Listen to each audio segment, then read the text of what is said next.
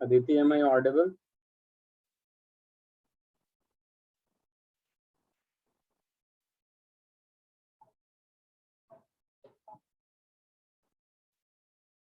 Okay, आपको screen दिख रही है ना?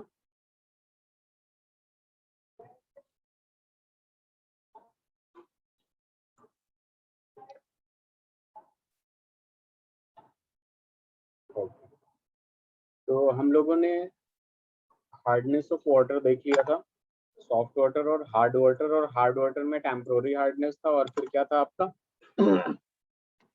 परमानेंट हार्डनेस था, और उसको रिमूव करने का तरीका भी देख लिया था हम लोगों ने। वेरी गुड, ठीक है। तो आज हमें स्टार्ट करना है हाइड्रोजन परऑक्साइड, ठीक है। अच्छा, मैं आपको दिखता हूँ।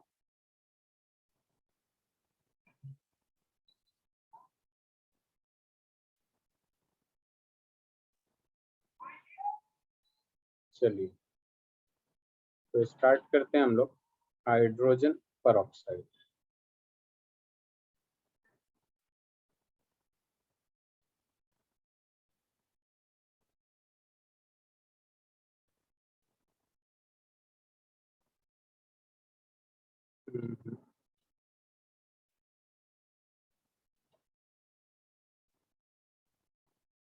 तो हाइड्रोजन परऑक्साइड के बारे में पता है हमें कि इसका जो फॉर्मूला होता है बेसिकली वो क्या होता है आपका H2O2 होता है, ठीक है। और इसका जो मोलर मास होता है आपका, ठीक है, वो कितना ग्राम हो जाएगा? 34 ग्राम होगा, ठीक है। तो सबसे पहले इसकी प्रॉपर्टीज की बात कर लेते हैं हम लोग, ठीक है। सॉरी, प्रिपरेशन की हम बात करेंगे सबसे पहले, प्रिपरेशन की।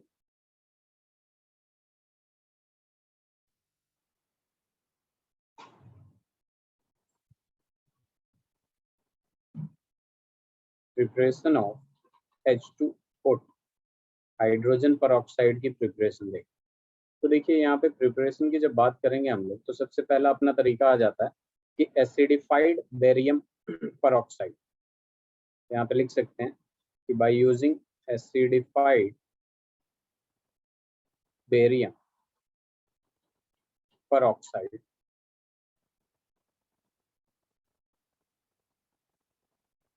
And removing excess water by evaporation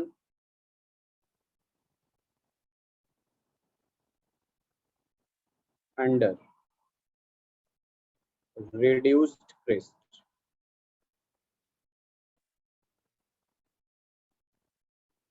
gives hydrogen peroxide. तो देखिए, हमें क्या करना है कि एक बेरियम परऑक्साइड लेना है, वो भी एसिडिफाइड बेरियम परऑक्साइड, ठीक है। एसिडिफाइड बेरियम परऑक्साइड लेना है, और उसके बाद इसमें से रिमूव करना है water bye evaporation under reduce pressure. तब आपको क्या मिल जाएगा? H2O2 मिल जाएगा। अब ये H2O2 देखिए, यहाँ पे सबसे पहले बेरियम परऑक्साइड लेंगे तो BaO2 हो जाएगा डॉट 8H2O, ठीक है। ये आपका सॉलिड में है, और इसको करना है हमें रिमूवल ऑफ वाटर। वो होता है आपका H2SO4 से। H2SO4 जो होता है वो डिहाइड्रेटिंग रिएजेंट होता है। ये H2SO4 कौन सा रिएजेंट होता है? डिहाइड्रेटिंग रिएजेंट, ठीक है। तो यहाँ पे सबसे पहले हम क्या कर देंगे, इसमें H2SO4 ऐड करेंगे। ये मैंने करवा दिया था क्या?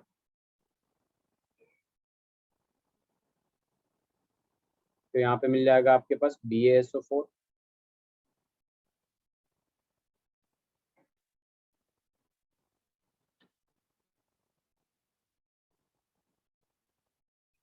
ओके। तो यहाँ पे देखिए BaSO4 मिल जाएगा, एंड इसके साथ मिल जाएगा आपके पास H2O2 भी मिलेगा, और H2O2 के साथ मिल जाएगा आपके पास 8H2O। तो यहाँ पे हम किसकी प्रिपरेशन कर रहे थे? हम कर रहे थे H2O2 की। तो ये रहा आपके पास H2O, ठीक है। ये रहा आपके पास H2O2। तो हम बेसिकली करते क्या है, एसिडिफाइड बेरियम परऑक्साइड लेते हैं और उसमें एक्सेस ऑफ वाटर रिमूव करते हैं, ठीक है, बाय एवापोरेटिंग अंडर रिड्यूस्ड प्रेशर। तो हमें क्या मिल जाता है? H2O2 मिल जाता है। तो इससे हम बना लेंगे हाइड्रोजन परऑक्साइड। चलिए, इसे लिख लीजिए। Alia, am I audible to you? Yes.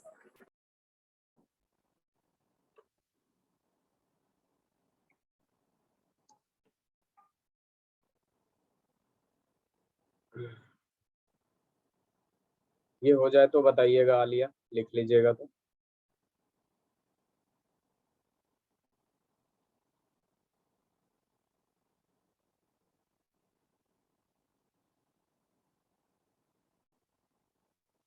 Done, sir. Okay, wait a minute please.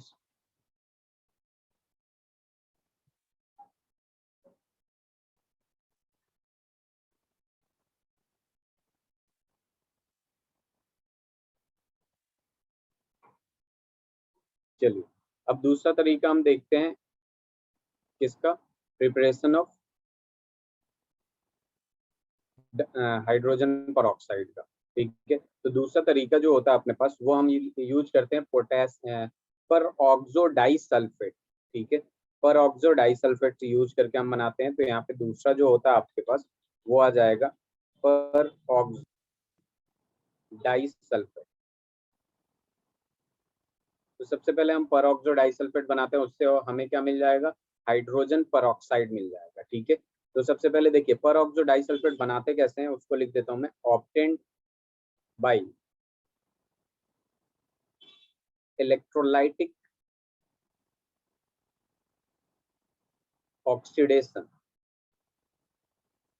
obtained by electrolytic oxidation of acidified sulfate, acidified sulfate solution, acidified sulfate solution at high current density, at high current density। ठीक है, और इसको करने के बाद हम hydrolysis कर देते हैं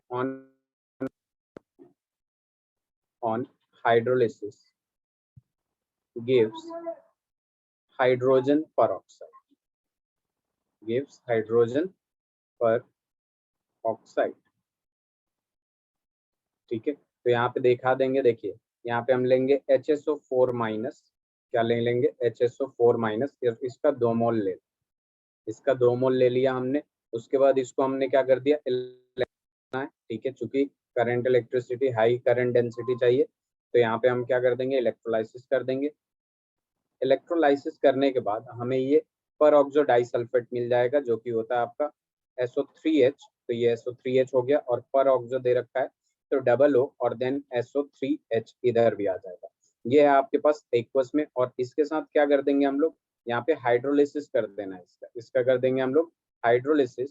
तो हमें देखिए क्या मिल जाएगा, हाइड्रोलिसिस करते ही अपने पास यहाँ पे मिल जाएगा 2HSO4 माइनस, और प्लस में आ जाएगा आपके पास 2H प्लस, एंड देन आ जाएगा आपके पास H2O, जो कि सारे के सारे किस में होंगे, एक्वस में होंगे। ठीक है, ये भी क्या होगा, एक्वस में होगा, और ये भी क्या होगा आपका, एक्वस में ही होगा।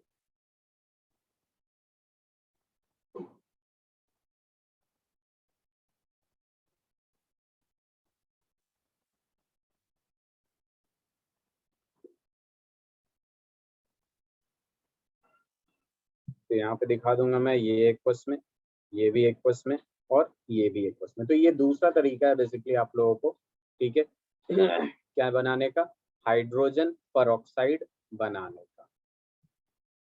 ठीक है, हाइड्रोजन परऑक्साइड बनाने का, तो इससे ध्यान में रखिए।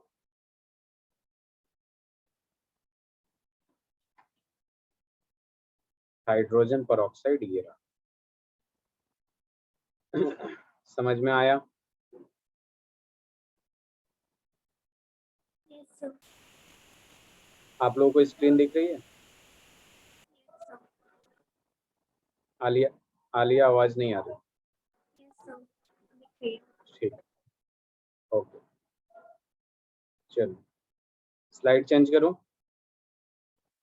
अब देखिए तीसरा तरीका जो होता है बेसिकली वो इंडस्ट्रियल मेथड होता है। ठीक है, तो ये कैसे होता है, ठीक है, तो basically it is prepared,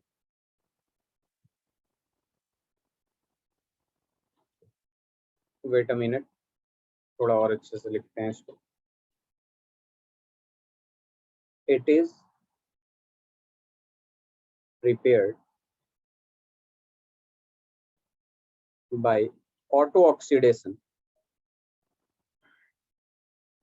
auto oxidation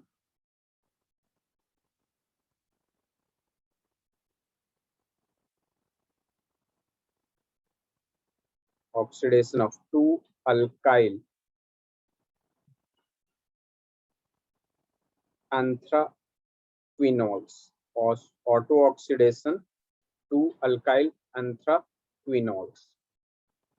ठीक है, तो यहाँ पे लिख देता हूं मैं, टू अल्काइल anthraquinones है, लास्ट में क्या है आपका QUINALS। ठीक है, तो यहाँ पे लिख देता हूँ anthraquinones। ठीक है, अब ये कैसे होता है, तो इसका भी रिएक्शन लिख सकते हैं हम लोग इजीली। यहाँ पे टू इथाइल ले लेंगे, टू इथाइल एंथ्राक्विनोल्स, और इसमें हमें क्या करना है, ये बेसिकली एक रिवर्सिबल रिएक्शन होता है। इसको ऑक्सीडाइज करेंगे सबसे पहले, O2 ले लेंगे। ठीक है, और यहाँ पे जब देखिए इसको हमें ऑक्सीडाइज करके H2O2 बनाना होता है, तो H2 in the presence of air जो होता है उसको यूज करके हमने क्या बना लिया, यहाँ पे H2O2 बना लिया। लेकिन H2O2 से वापस अगर हमें एंथ्राक्विनोल्स चाहिए तो हम इसको रिड्यूस कर देंगे H2 in the presence of palladium which is catalyst. इसको यूज करके हम क्या बना लेंगे, वापस से टू इथाइल एंथ्राक्विनोल्स बना सकते हैं। ठीक है, तो ये रिएक्शन जो होता है बेसिकली ये क्या होता है आपका, एक रिवर्सिबल रिएक्शन होता है। ठीक है,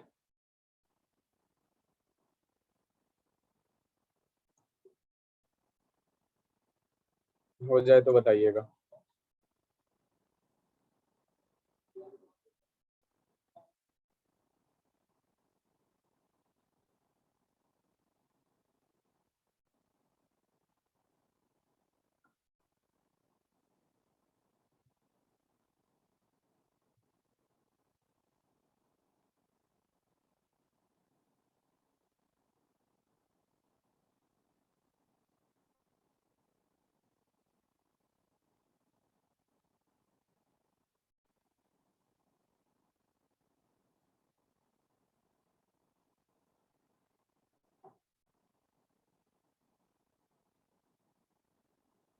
लिख लिया आप लोगों ने?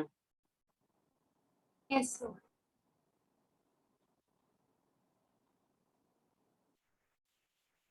वेट मिनट,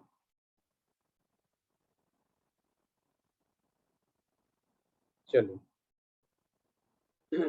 देखिए पिछला वाला जो हमने किया था यहाँ पे, ठीक है, तो यहाँ पे बेसिकली हमें क्या करना है,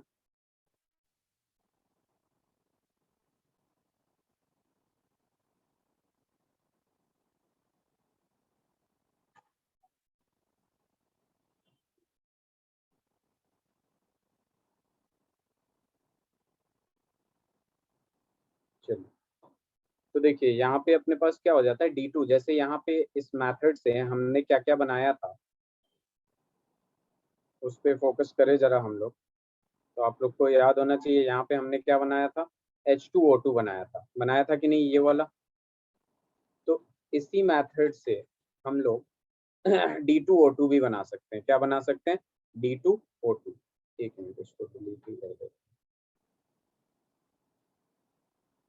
चलिए, हम लोग इस मेथड से D2O2 भी बना सकते हैं। और D2O2 बनेगा कैसे, जैसे हमने लिया K2S2O8 सॉलिड में होगा, एंड देन यहाँ पे क्या कर देंगे 2D2O in the liquid state, इन दोनों को रिएक्शन करा देंगे, तो यहाँ बन जाएगा 2KDSO4, और इसके साथ मिल जाएगा आपको मिल जाएगा D2O2। ठीक है, ये लिक्विड स्टेट D2O2। ठीक है, क्या मिल जाएगा D2O2, जैसे वो H2O2 मिला था। इस रिएक्शन को भी लिख सकते हैं, और इसमें एक पॉइंट लिख लीजिएगा, by this method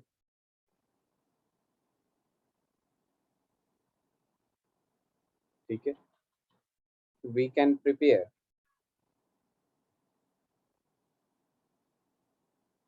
D2O2 in laboratory.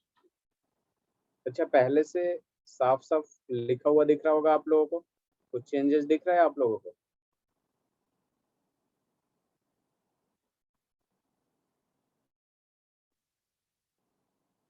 Alia, Aditi.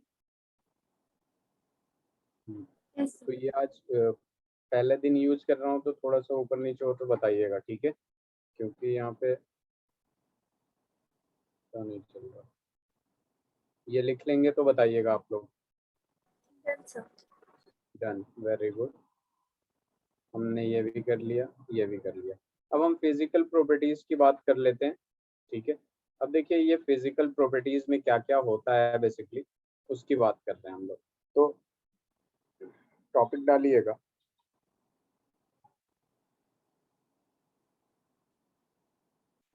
Physical properties. तो फिजिकल प्रॉपर्टीज में वही सारी चीजें लिखवानी है आपको। लिखना है कि ये प्योर स्टेट में, ठीक है, ये ऑलमोस्ट कलरलेस होता है, तो हम इस तरह लिख सकते हैं, in pure state H2O2 is almost colorless। वैसे ये आपका पेल ब्लू कलर का होता है, पेल ब्लू, ठीक है, पेल ब्लू लिख, ऐसे लिख सकते हैं। पहला पॉइंट ये लिख लीजिएगा। दूसरा पॉइंट लिख सकते हैं H2O के साथ में से H2O2।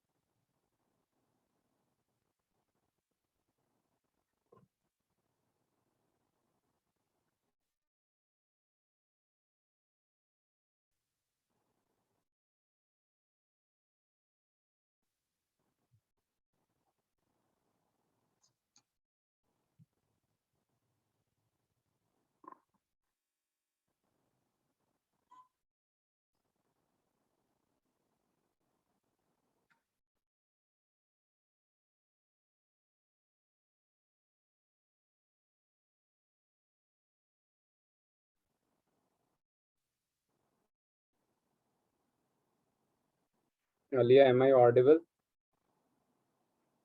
Yes, sir.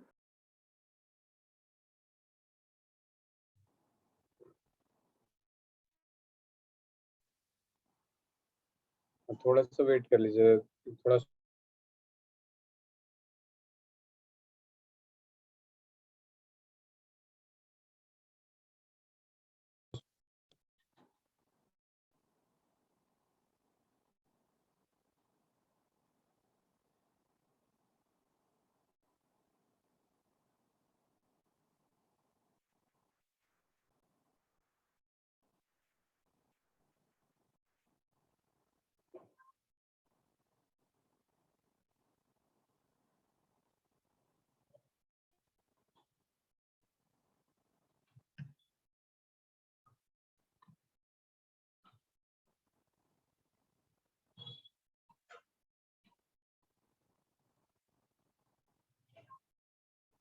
आप लोग यहीं रुकिएगा।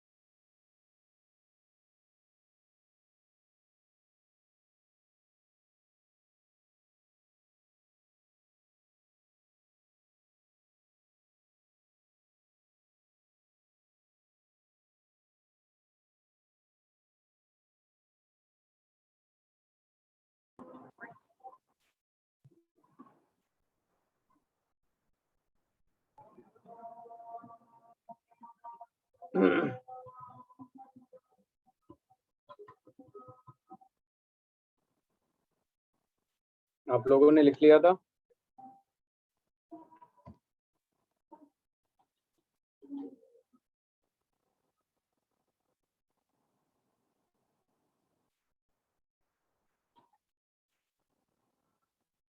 चलिए, तो यहाँ से स्टार्ट करते हैं अपन लोग।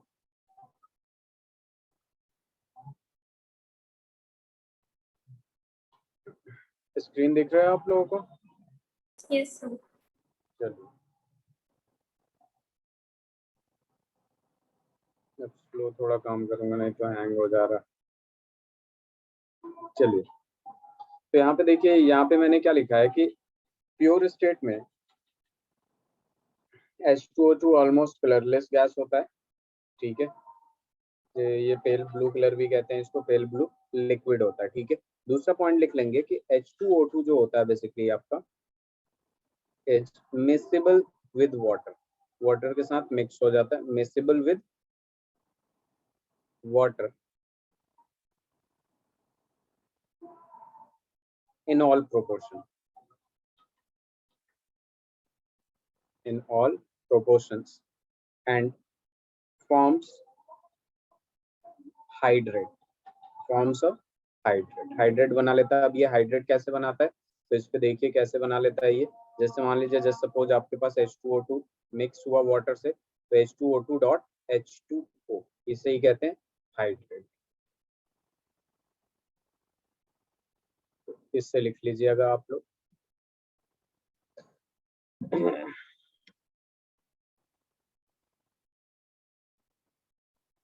अब यहाँ पे बहुत ही इंपॉर्टेंट एक इस पे न्यूमेरिकल बनता है, जिसको हम लोग क्या कहते हैं, strength of solution.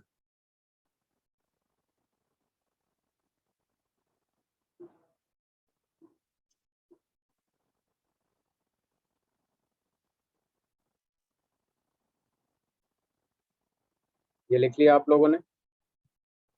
Yes, sir.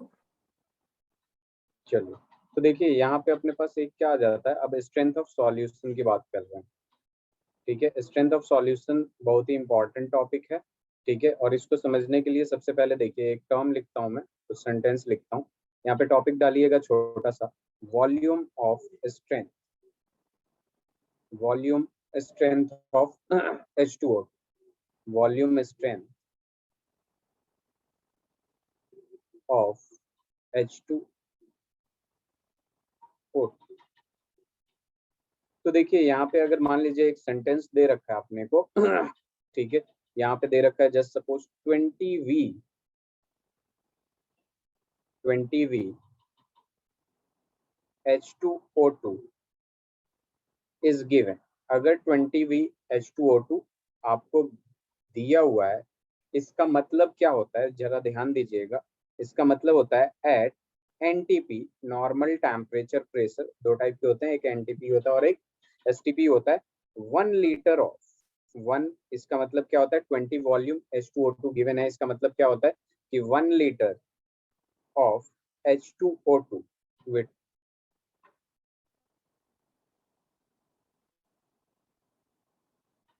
1 liter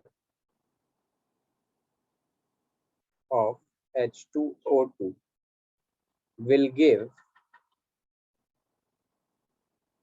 20 liter of H2, 20 liter of O2। बस इतना ध्यान में रखना, ठीक है। दोबारा मैं बता रहा हूँ आप लोगों को, ठीक है। इसका मतलब क्या है, जितना भी वॉल्यूम दे रखा हो, ठीक है, जितना भी आपको वॉल्यूम दे रखा हो, ठीक है, उसका मतलब क्या होता है कि 1 litre of H2O2 will give 20 litre of O2, ठीक है।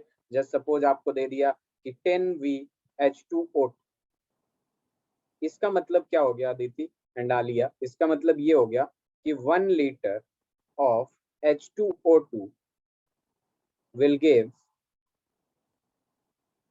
10 लीटर ऑफ O2, ठीक है।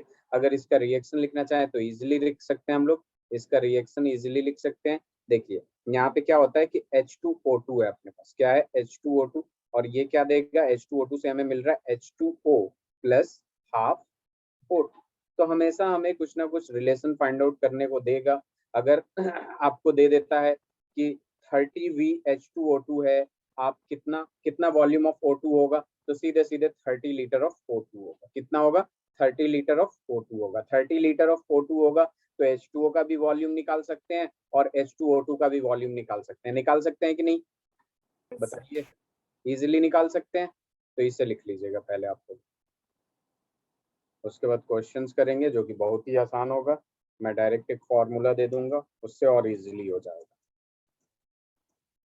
स्ट्रेंथ ऑफ सॉल्यूशन बहुत ही इंपॉर्टेंट टॉपिक है और यहीं से न्यूमेरिकल आता है। इसको भी मोल कॉन्सेप्ट में ही काउंट किया जाता है आपका, ठीक है।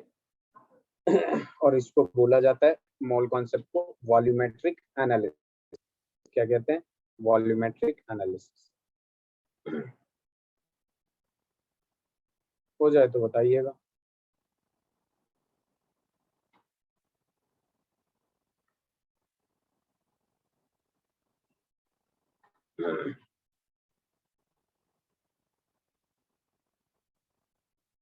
Very good.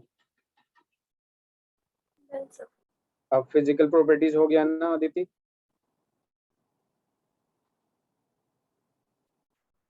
यस चलिए, वेरी गुड। अब देखिए यहाँ पे एक डायरेक्ट फॉर्मूला दे रहा हूँ जिसको अभी ध्यान में रखेंगे आप लोग कि मोलारिटी का एक फॉर्मूला होता है। मोलारिटी इज इक्वल टू होता है V अपॉन में 11.2। अब ये V क्या है? V आपका जो है वो है स्ट्रेंथ, ठीक है। और नॉर्मेलिटी का एक फॉर्मूला दे देता हूँ। नॉर्मेलिटी इज इक्वल टू हो जाता है आप लोगों का V अपॉन में 5.6। अभी एक क्वेश्चन कराऊंगा तो और क्लियर हो जाएगा आप लोगों को, ठीक है। तो ये दोनों ही फॉर्मूले बहुत इंपॉर्टेंट है, ठीक है। ये दोनों फॉर्मूले बहुत इंपॉर्टेंट है, इसलिए मैं इसे हाईलाइट कर दिया, ठीक है। अब देखिए कि फॉर्मूला को अप्लाई कैसे करना है। जस्ट सपोज आपने को दे दिया, अपने को दे दिया find out normality, find out normality of 11.2 V of H2O। 11.2 V of H2O2 का नॉर्मेलिटी निकालना है। तो सीधे हमें पता है आपको कि नॉर्मेलिटी इज इक्वल टू, आपको फॉर्मूला याद रखना है कि ये क्या होता है? V अपॉन 5.6, ठीक है। तो V कितना दे रखा है? 11.2 दे रखा है और ये कितना दे रखा है? 5.6 दे रखा है। तो इसको सॉल्व कर लेंगे तो कितना आ जाएगा बताइए जरा?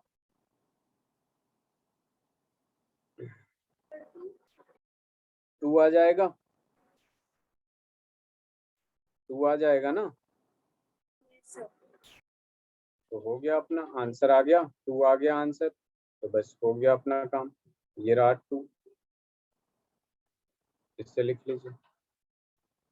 अगर यहीं पे मैं इसी क्वेश्चन में ऐसे पूछ देता आपसे कि कैलकुलेट मोलारिटी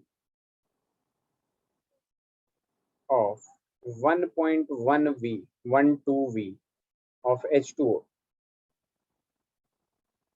तो बताइए कितना होता है? ये दे रखा सवाल, मोलारिटी निकालना है आपको। 0.1. क्या बोला आपने?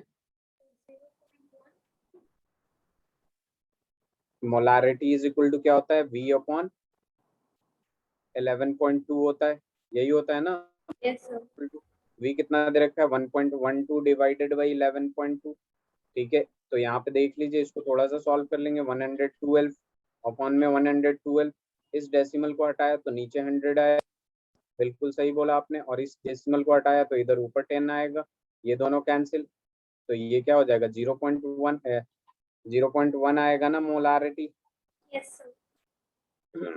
हो गया, समझ में आया? लिख लिया आप लोगों ने? Yes, sir.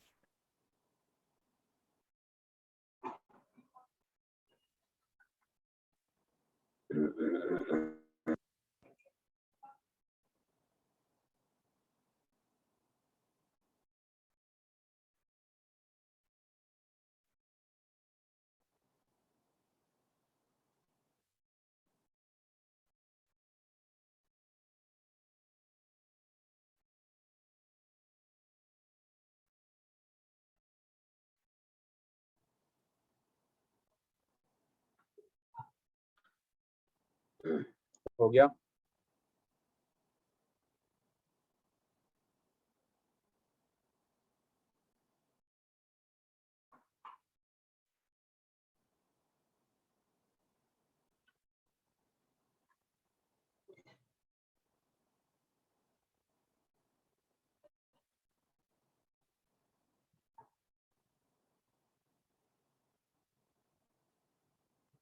Very good. तो चलिए अब एक सवाल करते हैं, बहुत ही अच्छा सवाल है, ठीक है। वॉल्यूम स्ट्रेंथ अपने पास, ठीक है। तो सवाल ये है, कैलकुलेट डेंसिटी इफ 10V, ये 10V क्या शो करता है? Strength of solution. 10V of H2O2 present in a solution, present in a solution। Calculate कर सकते हैं आप लोग या बताऊं मैं?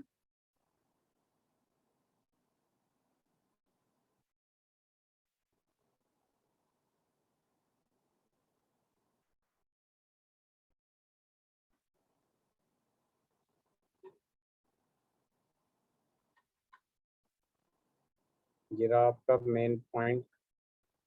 निकालना क्या है आपको? निकालना है 10V of बॉड।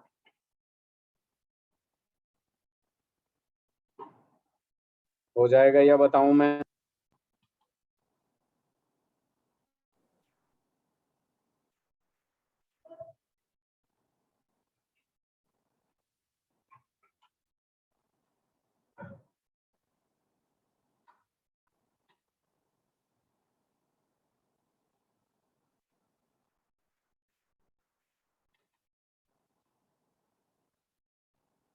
सर एक बार समझा दीजिए। ओके, तो चलते हैं। यहाँ पे हमें क्या दे रखा है उस पर फोकस करिए जरा। अदिति, कैलकुलेट डेंसिटी पूछ रखा है, ठीक है, डेंसिटी पूछ रखा है, और यहाँ पे H2O2 का 10V दे रखा है। तो सबसे पहले हम लोग क्या करते हैं ना कि डेंसिटी पूछ रखा है, मोलारिटी पता है हमें, नॉर्मेलिटी पता है, तो मोलारिटी अप्रोच करना बहुत आसान, ठीक है। तो मोलारिटी इज इक्वल टू, आपको पता है कि नंबर सॉल्यूट होता है, फर्स्ट चैप्टर में पढ़ा था आप लोगों ने। और यहाँ पे क्या होता है कि वॉल्यूम ना, volume of solute minute.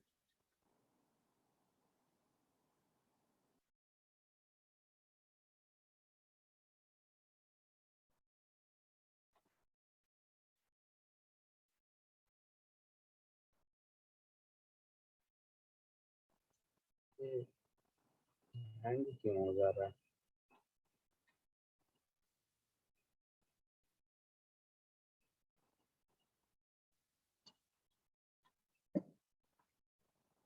Am I audible, Aditi?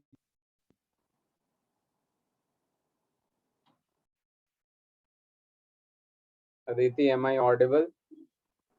So, Okay, okay. Please wait for.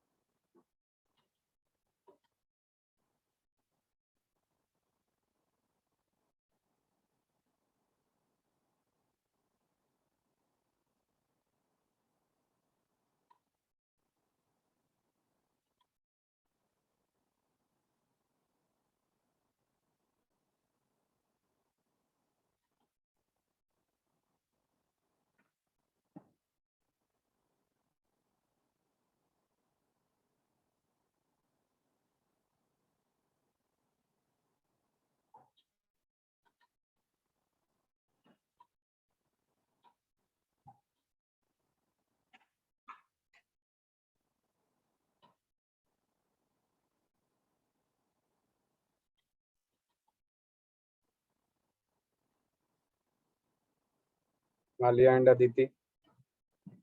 yes, sir. चलिए मैं थोड़ा Yes. सा, मैं SSD डलवाने के बाद ही उस पर कराऊंगा। हैंग हो जा रहा है तो बार बार इधर उधर हो रहा है। तो सवाल ये था अपने पास, उस पे बस बहुत ही अच्छा दिखता है, काफी अच्छा है वो वाला सॉफ्टवेयर। तो देखिए क्वेश्चन यहाँ पे ये है कि 10VH2O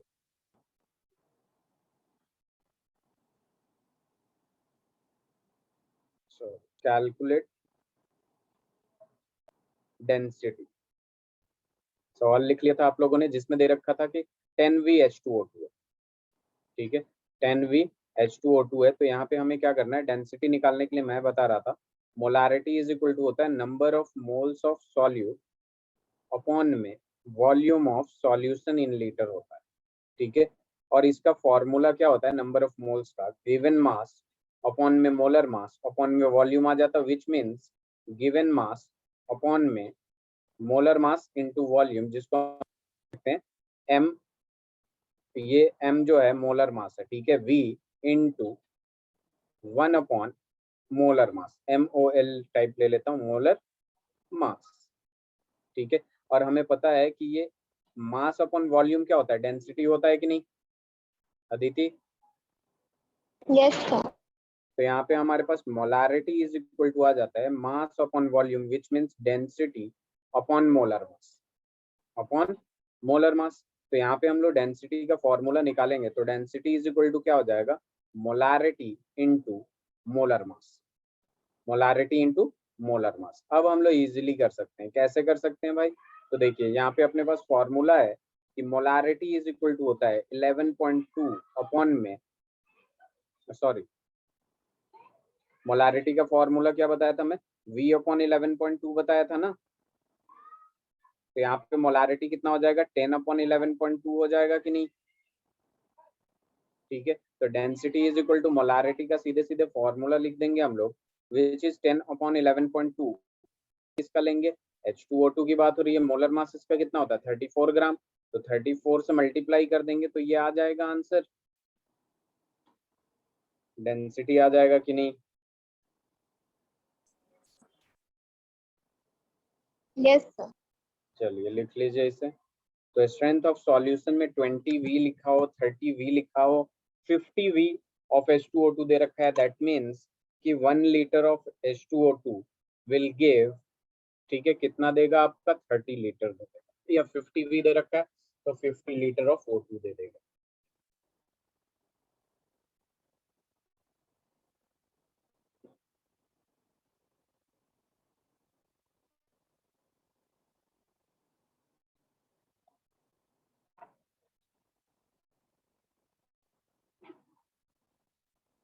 इसमें तो वैसे नहीं लिखा जाता है, जैसे अभी मैंने जिस रहा था वन नोट पे काफी अच्छा लिखा होता है, जैसे लिखो वैसे लिख जाता है।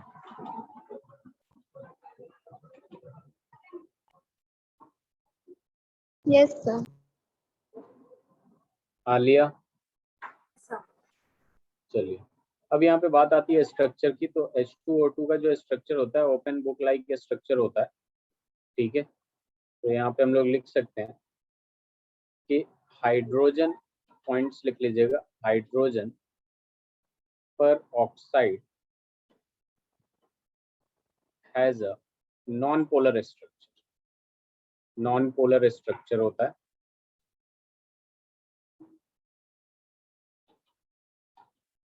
अब इसका स्ट्रक्चर तो जो होता है बेसिकली यहाँ देख लीजिए, O, ये O हो जाएगा, ये H हो जाएगा, और इधर H हो जाएगा। दो फेज में दे रखा है, ये गैस फेज का बना रहा हूँ मैं, और इधर जो बना रहा हूँ मैं वो सॉलिड फेज का बना रहा हूँ, सॉलिड फेज। ये भी इसी तरीके का होता है, बस इसमें डिफरेंस होता है, गैस फेज में ये 94.8 डिग्री होता है, और ये वाला एंगल सॉलिड फेज में 101.9 डिग्री का होता है। और ये वाला जो है देखिए, इसका स्ट्रक्चर आपके एनसीईआरटी में भी दे रखा है, और किस तरीके से दे रखा है मैं दिखा देता हूँ।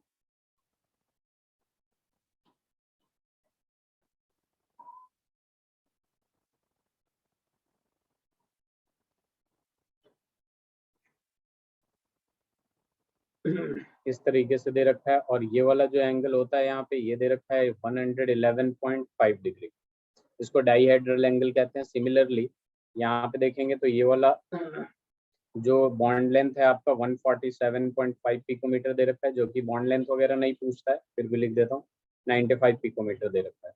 यहाँ पे भी उसी तरीके से बनाया जाए तो ये कुछ ऐसा होगा।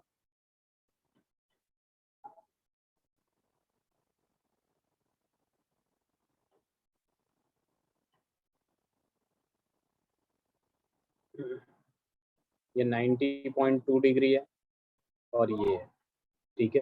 तो ये बेसिकली आपका सॉलिड फेज में है और ये गैस फेज में, तो दोनों का स्ट्रक्चर बनाना चाहिए।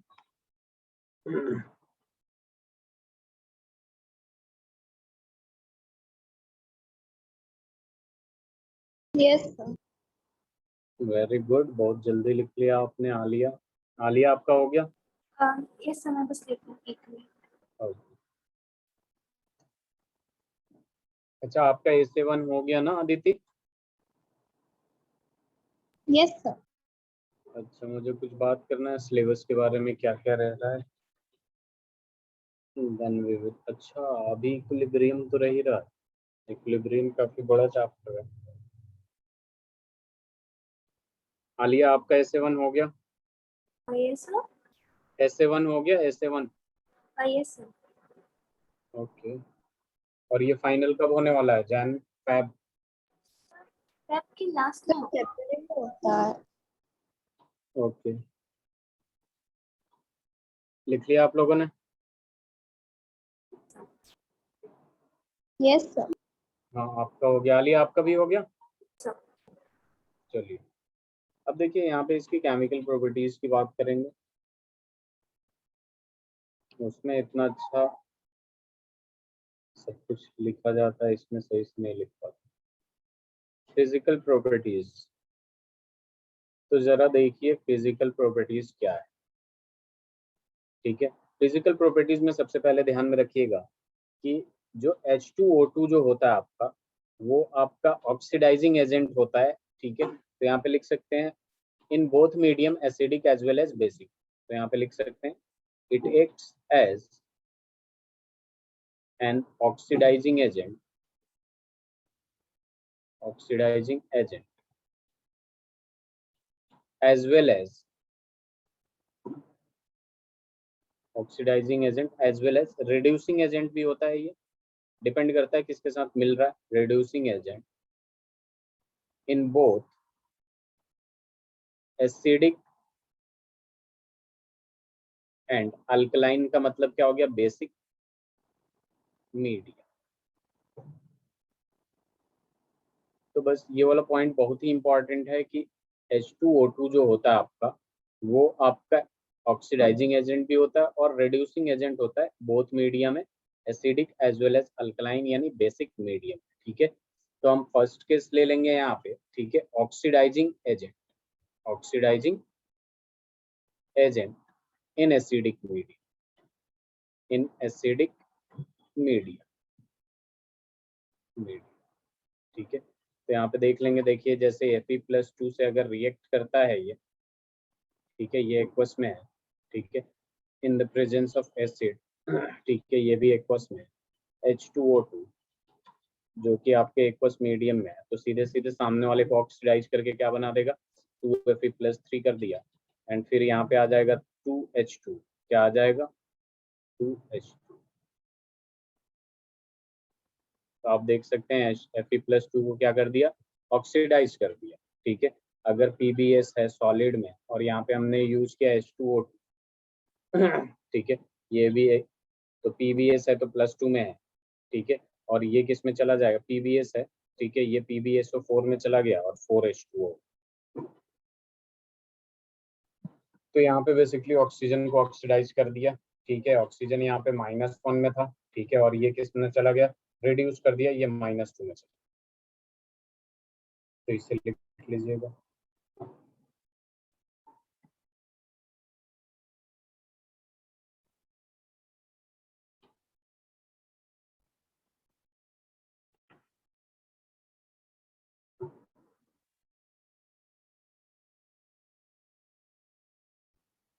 लिख लिया आप लोगों ने?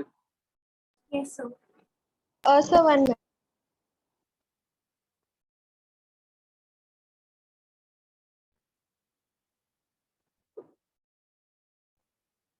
Yes, sir. तब ऑक्सीडाइजिंग एजेंट देख लिया हम लोगों ने एसिडिक मीडियम में। दूसरा लिख लेते हैं हम लोग रिड्यूसिंग एजेंट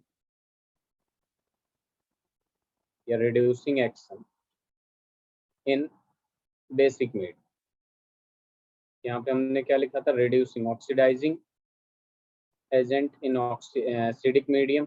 दूसरा लिख लिया हम लोगों ने reducing action in acidic medium. तो ये रिड्यूस कर देगा बेसिकली यहाँ। अब देख लीजिए रिड्यूस कैसे करेगा, MnO4 माइनस, ठीक है। इसमें हमने एसिड के प्रेजेंस में इसको बैलेंस करते हुए चल रहे हैं और 5H2O मिलाया हमने, तो ये बन गया आपका 2Mn+2 और यहाँ पे दे देगा आपका 8H2O एंड देन दे देगा 5O2। तो ये बेसिकली रिड्यूस कर दिया, ठीक है। यहाँ पे आप लोग इजीली निकाल सकते हैं ऑक्सीडेशन स्टेट्स और चेक कर सकते हैं। फिर यहाँ पे देखिए HOCl को अगर हम इसमें ऐड करते हैं, ठीक है, H2O2, तो ये सीधे सीधे क्या कर देगा, क्या बना देगा, H3O पॉजिटिव, प्लस में Cl माइनस और प्लस में क्या आ जाएगा, यहाँ भी चेक कर सकते हैं। तो ये reducing action.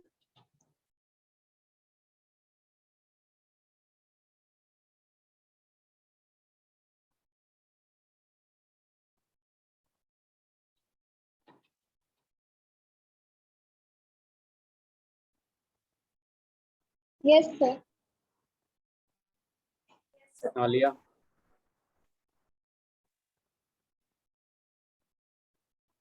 Done, Yes, sir. Very good. अब देखिए यहाँ पे रिड्यूसिंग एक्शन देख लिया हमने किसमें, एसिडिक मीडियम में। अब हम करेंगे oxidising action in basic medium, oxidising action in basic medium. तो देखिए ऑक्सीडाइज कैसे करेगा, यहाँ पे देख सकते हैं ये आयरन फिर लेते हैं 2Fe+2 और इसमें H2O2 डालते हैं in the presence of base, ठीक है, बेस रहता है तो यहाँ पे आ जाता है आपके पास 2Fe+3। तो साफ साफ दिख रहा है +2 से +3 में चला गया यानी ऑक्सीडाइज हो गया, यानी H2O2 ऑक्सीडाइजिंग एजेंट, ठीक है, in the presence of base है तो यहाँ OH ले लो, ठीक है। दूसरा रिएक्शन लिख सकते हैं ऐसे ही Mn+2 है, ठीक है, यहाँ पे क्या आ जाएगा आपके पास H2O2 आ जाएगा और ये किस में चला गया, Mn+4 में चला गया और ये 2OH माइनस। तो साफ साफ दिख रहा है ये +2 से +4 में गया है यानी इसका ऑक्सीडेशन हुआ है, दैट मीन्स H2O2 उसको ऑक्सीडाइज किया।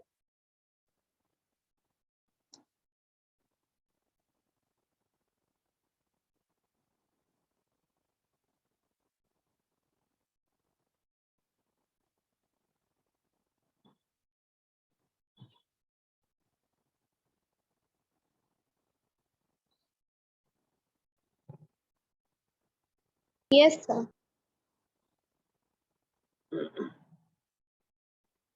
चलिए हो गया आलिया। Yes, sir. तो oxidation oxidising action in basic medium देख लिया अब हम लोगों ने। तो रिड्यूसिंग एक्शन भी देख लेते हैं, तो यहाँ पे आ जाएगा अपने पास रिड्यूसिंग एक्शन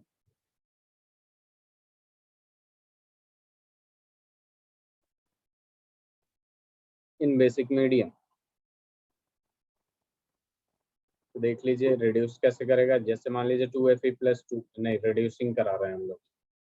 तो रिड्यूसिंग कराने के लिए हमने क्या ले लिया, I2 ले लिया in the presence of H2O2 और OH माइनस कर दिया हम।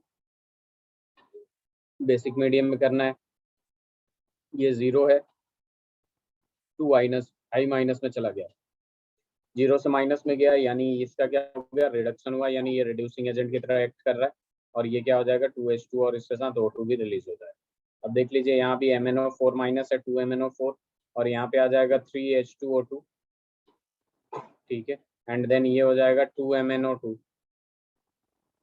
प्लस में 3O2 प्लस में 2H2O एंड देन यहाँ आ जाएगा 2OH माइनस, ठीक है। तो आप लोग खुद ही निकाल सकते हैं।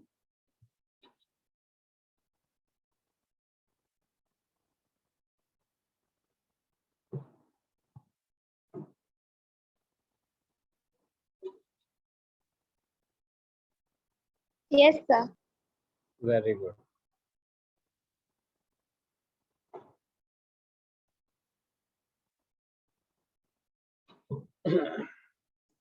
स्लाइड चेंज करूं,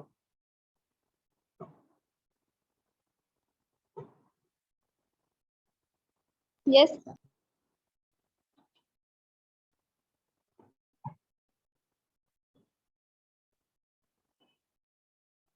अदिति, आलिया, आलिया डिस्कनेक्ट हो गई। चलिए अब H2O2 का कुछ यूजेस देख लेते हैं। तो यूजेस लिख सकते हैं हम लोग, ठीक है। It is used in hair bleach and as mild disinfectant, ठीक है। दूसरा लिख सकते हैं used as an antiseptic,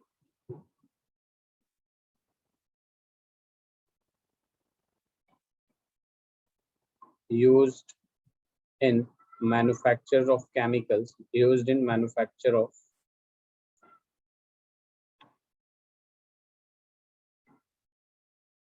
chemicals like sodium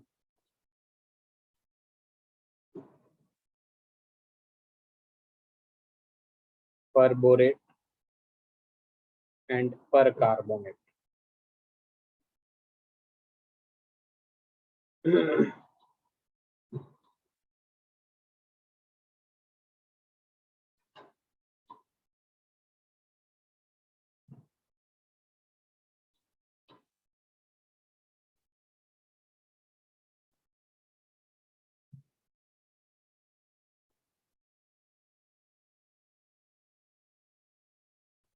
Yes, sir.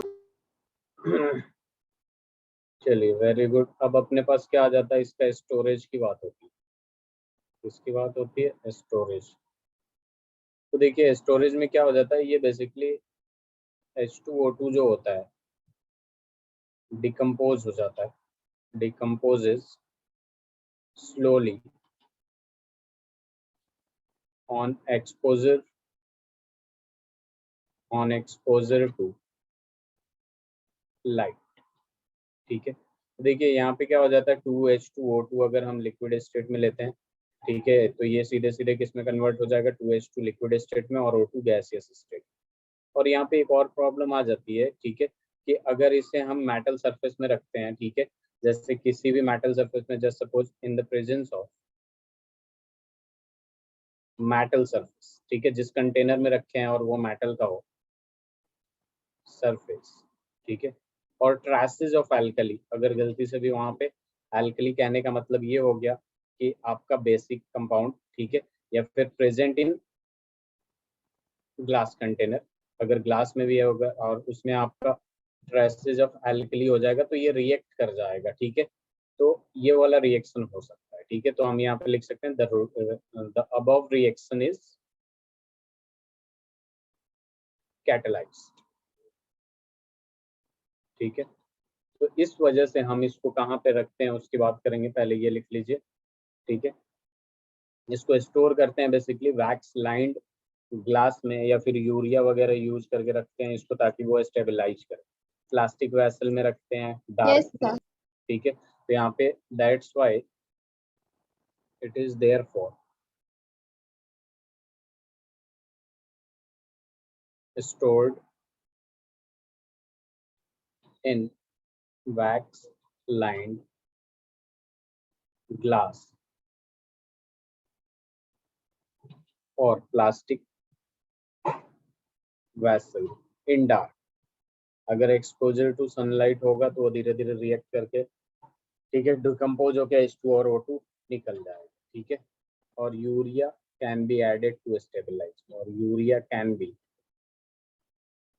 Added as a stabiliser, as a stabiliser.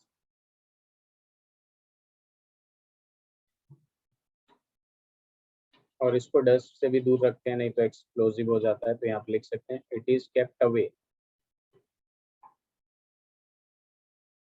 From dust because dust can induce explosive decomposition of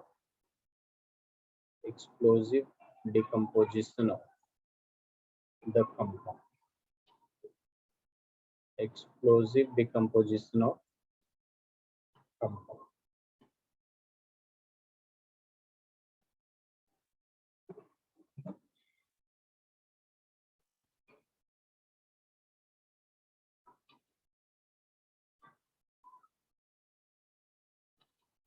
Yes, sir. Very good, 1 minute रुक जाइए, Alia join कर लिया है।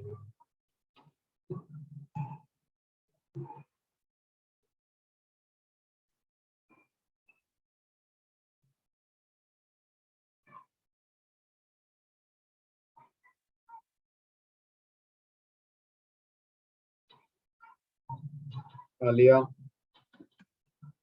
चलिए तो Aditi topic डालिएगा, heavy water. Heavy water का formula बताइए अदिति।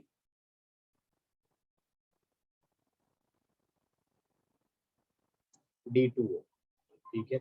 इसकी भी प्रिपरेशन की बात करेंगे, ठीक है। तो यहाँ पे सबसे पहले एक पॉइंट लिख लीजिएगा, it is extensively used as a moderator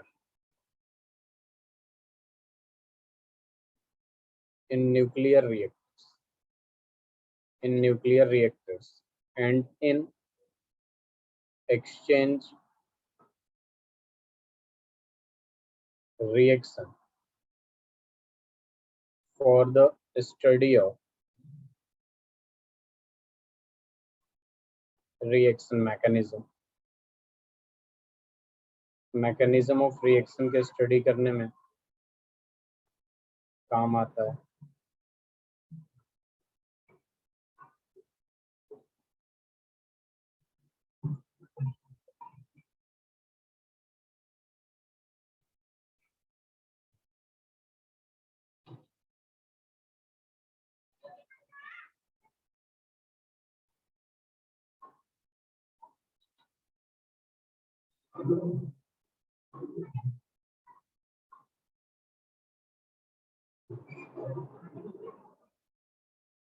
तो ये लिख लीजिए। अब इसकी प्रिपरेशन कर लेंगे, बहुत ही आसान है। कैल्शियम कार्बाइड वगैरह यूज करते हैं, ठीक है। बेसिकली यहाँ पे देखिए, यहाँ पे क्या हो जाता है कि इसकी जब केमिकल प्रॉपर्टीज पढ़ते हैं तो यहाँ कैल्शियम कार्बाइड में जब भी हमने D2O डाला है 2DO, तो ये सीधे सीधे C2D2 दे देगा, जैसे C2H2 होता है, और ये क्या हो जाएगा OD का होल प्लस। सिमिलरली SO3 में अगर D2O डालेंगे हम लोग, ठीक है, जैसे H2O में हम SO3 डालेंगे तो क्या देगा, H2SO4 देगा। तो ऐसे ही ये दे देगा D2SO4। D जस्ट H, ठीक है, आइसोटॉप्स ऑफ हाइड्रोजन है। यहाँ पे Al4C3 में अगर 12D2O डालते हैं हम लोग तो ये क्या दे देगा 3CD4, और यहाँ पे दे देगा आपके पास 4AlOD का होल थ्राइस। जैसे वहाँ पे दे देता 3CH4 एंड देन AlOH का होल थ्राइस, वही वाला रिएक्शन यहाँ भी है।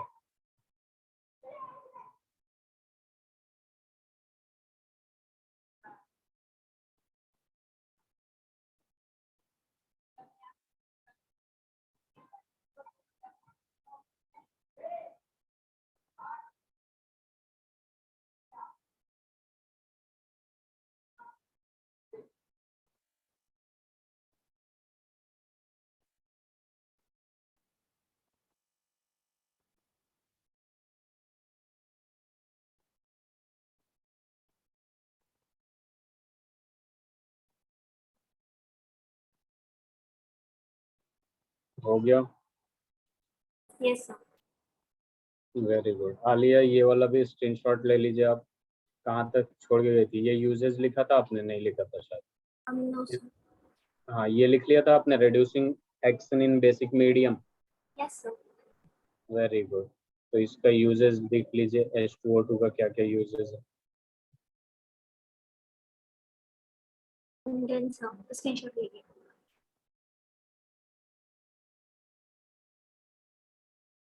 ये वाला भी कर लीजिए।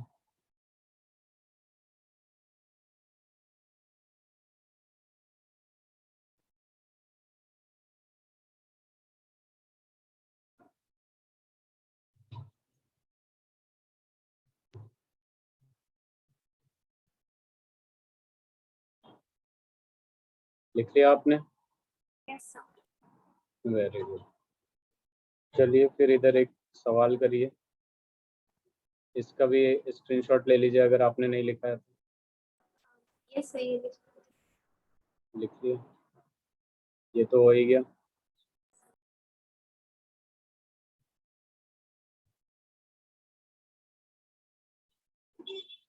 बैलेंसिंग आप लोगों को समझ में आ गया था?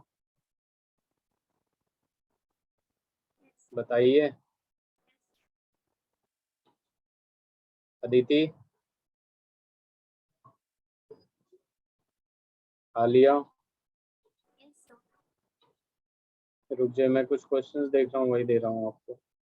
बैलेंसिंग में कोई दिक्कत तो नहीं है ना? Very good.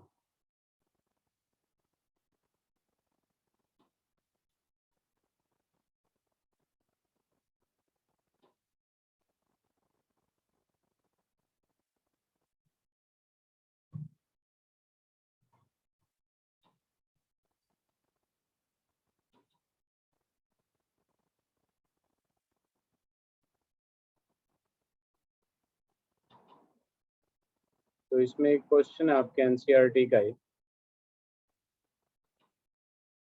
ऑक्सीडाइजिंग एजेंट और रिड्यूसिंग एजेंट निकाल सकते हैं ना आप लोग?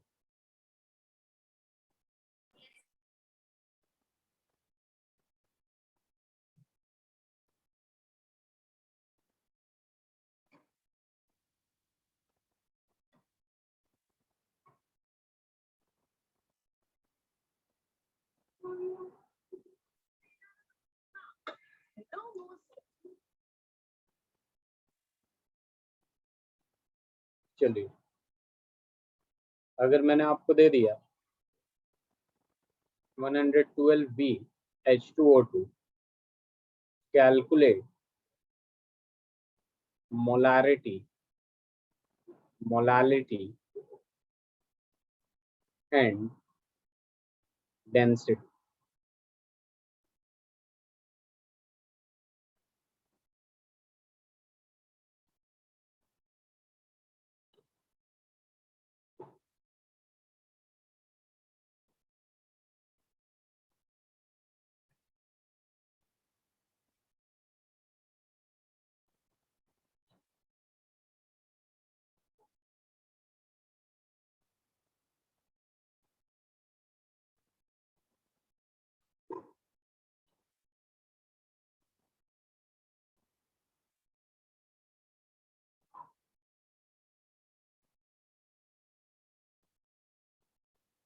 हो जाएगा अदिति?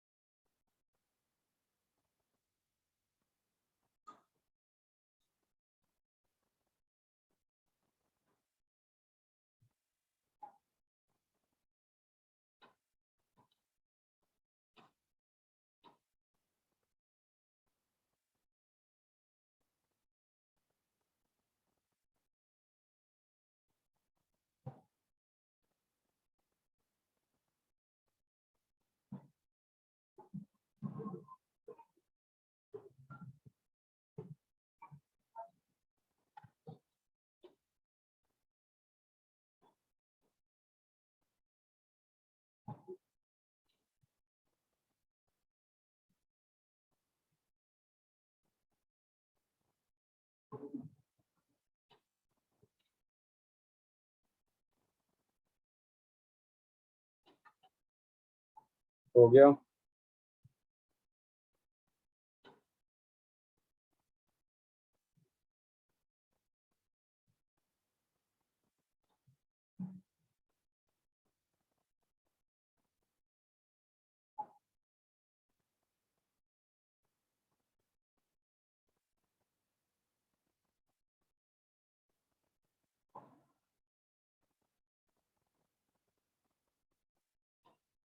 अदिति डन या बताऊं मैं?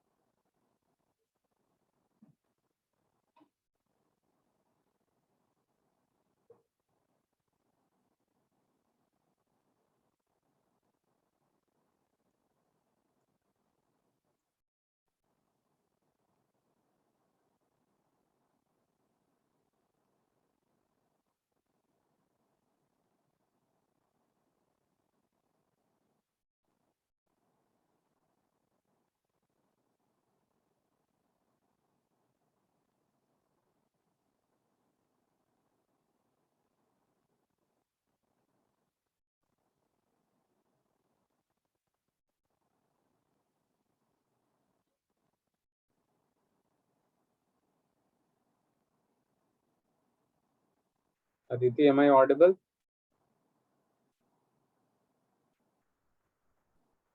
अदिति, आलिया,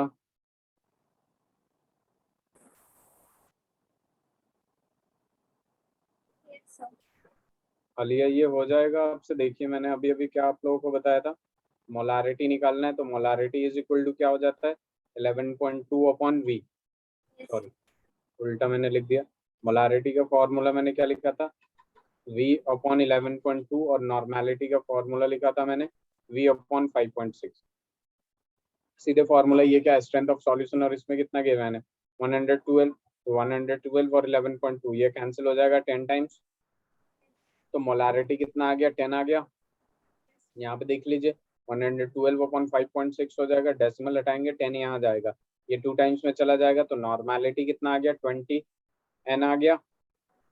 अब हमें वॉल्यूम डेंसिटी निकालना है।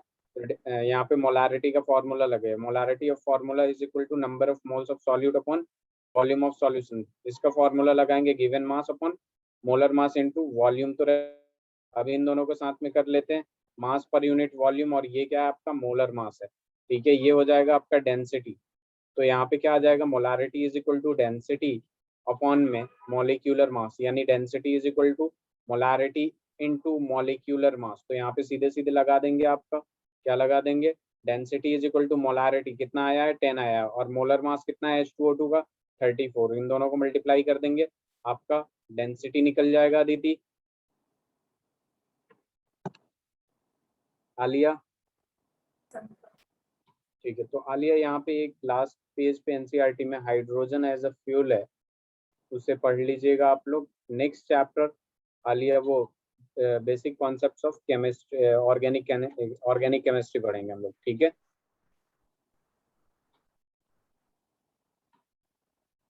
ये हो जाए तो बताइएगा, नेक्स्ट क्लास में कंटिन्यू करेंगे। ठीक है,